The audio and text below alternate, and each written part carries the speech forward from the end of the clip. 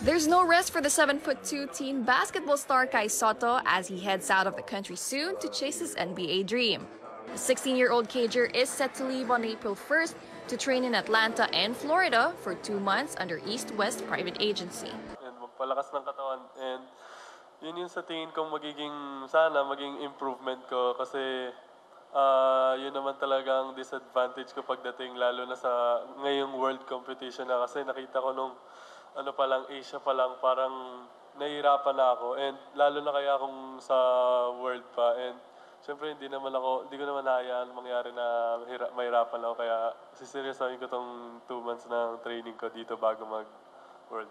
Gusto ko mag-NBA and kahit ano mangyari, bibigay ko yung best ko para maabot yun kasi yun talaga yung #1 na dream tsaka goal ko. And gusto ko rin maging inspirasyon sa kabataan pagdating ng araw na, parang matulungan ko sila na parang ang mga Pilipino pala pwede pala sa ganyang klaseng competition.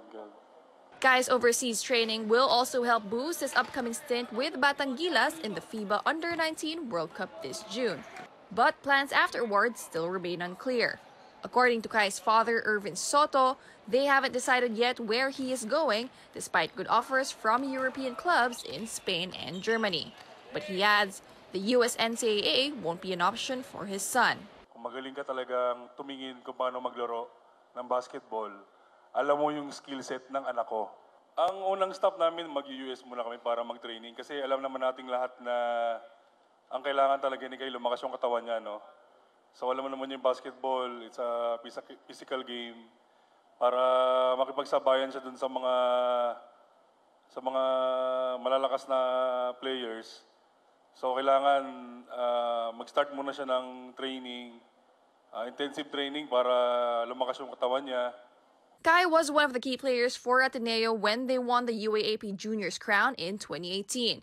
And as the King Eaglet takes flight, he's taking nothing but warm support from his friends and mentors. We're we feel more parang happy and for the boy na, he's finally chasing his dream.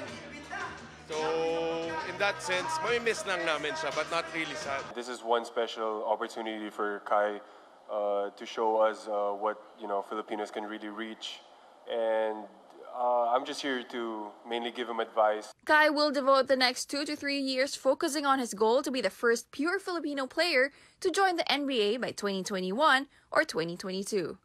Pauline Verzosa, CNN Philippines.